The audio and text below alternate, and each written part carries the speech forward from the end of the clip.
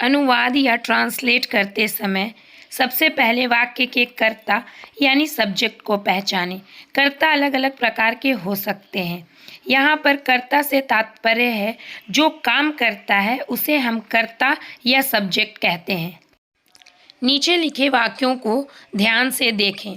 पहला है, शिक्षक ने अंग्रेजी पढ़ाई, छात्रों ने पुस्तकें पढ़ी, उसने राम को कलम दी, दोनों ने भोजन बनाया। यहाँ पर जितने भी काम हैं वो हो चुके हैं। जिन वाक्यों में काम हो चुके हैं उनमें हम वर्ब का सेकंड फॉर्म यूज़ करते हैं। अब वर्ब क्या होता है? वर्ब काम को कहा जाता है, एक्शन, कार्य। जितने भी कार्य होते हैं उन्हें हम वर्ब कहते हैं, जैसे सोना, जागना, उठना, खाना, पीना, पढ़ना, लिखना, ऑल आर वर्ब। इस स्ट्रक्चर का यूज़ करके हम उन सभी वाक्यों को ट्रांसलेट करेंगे। सबसे पहले सब्जेक्ट, उसके बाद हमको वर्ब लिखना है, वर्ब का सेकंड फॉर्म, उसके बाद जो भी अदर वर्ड होगा उसको हम लिख देंगे तो हमारा ट्रांसलेट कंप्लीट हो जाएगा। Let's start. शिक्षक ने अंग्रेजी पढ़ाई। सबसे पहले हम इसमें सब्जेक्ट ढूंढेंगे। सब्जेक्ट किसको कहते हैं? कर्ता को कहते हैं। और इसमें कर्ता कौन है? काम कौन कर रहा है? तो पढ़ाने का काम शिक्षक कर रहे हैं, तो हमारा सब्जेक्ट क्या होगा? शिक्षक हमारा सब्जेक्ट है।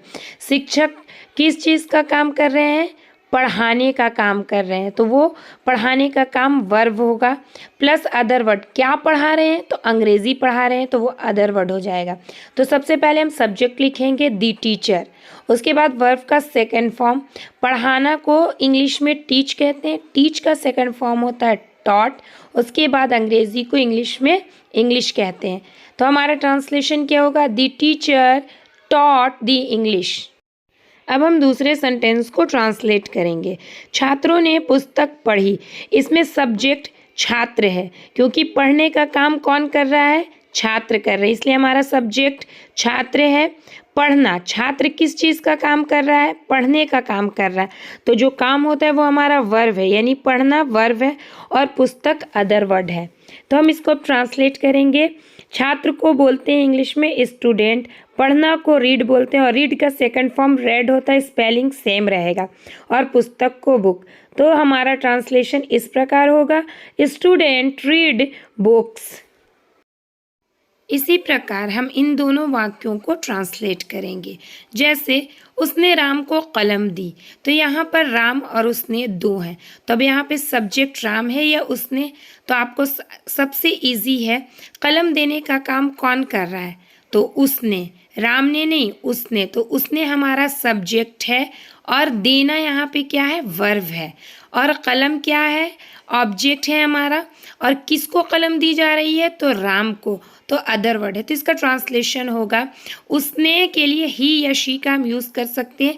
अगर हम लड़के को दे रहे हैं तो वहाँ पे ही का यूज़ करेंगे, और अगर हम लड़की के बारे में बात कर रहे हैं तो वहाँ पे शी का यूज़ करेंगे।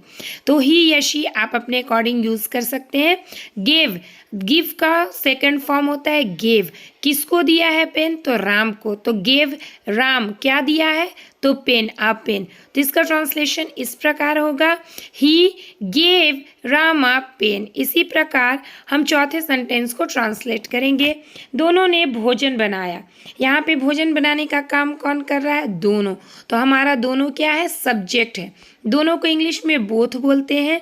तो ये वाला सेंटेंस आप दो प्रकार से ट्रांसलेट कर सकते हैं। बोथ कुक्ड फूड, कुक का सेकंड फॉर्म होता है कुक्ड, और भोजन का इंग्लिश है फूड, तो बोथ कुक्ड फूड। या फिर आप इसको इस प्रकार से भी ट्रांसलेट कर सकते हैं, both of them cooked food.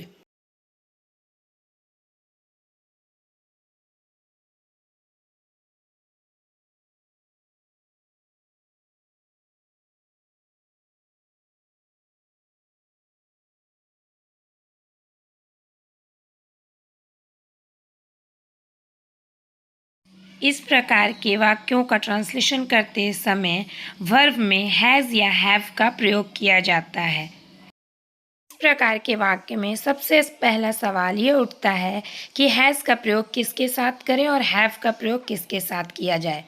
तो सबसे पहले चलिए बताते हैं हैज़ का प्रयोग किसके साथ किया जाता है। हैज़ का प्रयोग ही, शी, इट और सिंगुलर के साथ किया जाता है। हैव का प्रयोग आई, वी, यू, दे और प्लूरल के साथ किया जाता है, जैसे कि I have, we have, you have, they have और स्टूडेंट्स हैव। इस प्रकार के वाक्यों का स्ट्रक्चर होता है, सबसे पहले सब्जेक्ट, उसके बाद वर्ब। वर्ब में हम हैज़ या हैव का यूज़ करेंगे, फिर प्लस अदर वर्ड का यूज़ करेंगे। तो चलिए ट्रांसलेट करते हैं। सबसे पहला वाक्य है, राम को एक लड़की है। इसका मतलब राम के पास एक लड़की है। तो इसका ट्रांसलेट हम इस प्रकार करेंगे, सब्जेक्ट हमारा राम है तो राम लिखेंगे, उसके बाद हमको वर्ब यूज़ करना हैज़ या हैव। तो ही, शी, इट और नेम के साथ हम यूज़ करते हैं हैज़। तो यहाँ पे किसी का नाम है इसलिए हम हैज़ यूज़ करेंगे, और उसके पास एक लड़की है तो लड़की को डॉटर बोलते हैं, तो a daughter. Ram has a daughter. Sita को 2 पुत्र हैं, तो सीता, सीता किसी का नाम है इसलिए हम सीता के साथ हैज़ का यूज़ करेंगे। सीता हैज़ 2 पुत्र हैं तो 2 सन। उसके पास 3 गायें हैं। ही हैज़, उसके का ट्रांसलेशन होता है ही, तो ही के साथ हम किसका यूज़ करते हैं, हैज़ का। तो ही हैज़ 3 काउज, मेरी 5 बहनें हैं। तो आई के साथ हम हैव का यूज़ करते हैं इसलिए आई हैव 5 सिस्टर।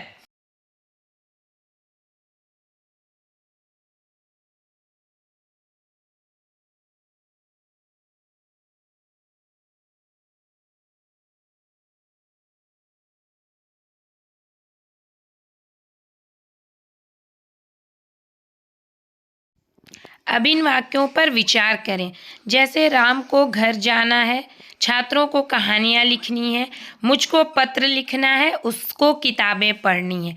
जहाँ पर कंपल्सन आता है वहाँ पर हैज़ टू या हैव टू का प्रयोग किया जाता है, यानी ये काम मुझे करना ही करना है, तब वहाँ पे हम हैज़ टू और हैव टू का यूज़ करते हैं। चलिए इस प्रकार के वाक्य को ट्रांसलेट करने का स्ट्रक्चर देखते हैं। इस प्रकार के वाक्यों को ट्रांसलेट करने के लिए हम इस स्ट्रक्चर का प्रयोग करेंगे। सबसे पहले हम सब्जेक्ट लिखेंगे, उसके बाद हैज़ टू या हैव टू का प्रयोग करेंगे, फिर जो वर्ब होगा वो वर्ब लिखेंगे और उसके बाद अदर वर्ड। जैसे कि राम को घर जाना है तो इसमें सब्जेक्ट राम है, जाना वर्ब है और घर अदर वर्ड है। तो इस प्रकार से इसका ट्रांसलेट करेंगे, Ram has to go home, मुझको पत्र लिखना है। I have to write letters, छात्रों को कहानियाँ लिखनी है। इसमें छात्र सब्जेक्ट है तो स्टूडेंट्स और प्लूरल है इसलिए हम हैव टू का यूज़ करेंगे। तो students have to write stories, उसको किताबें पढ़नी है। यहाँ पर उसको सब्जेक्ट है, he has to read books.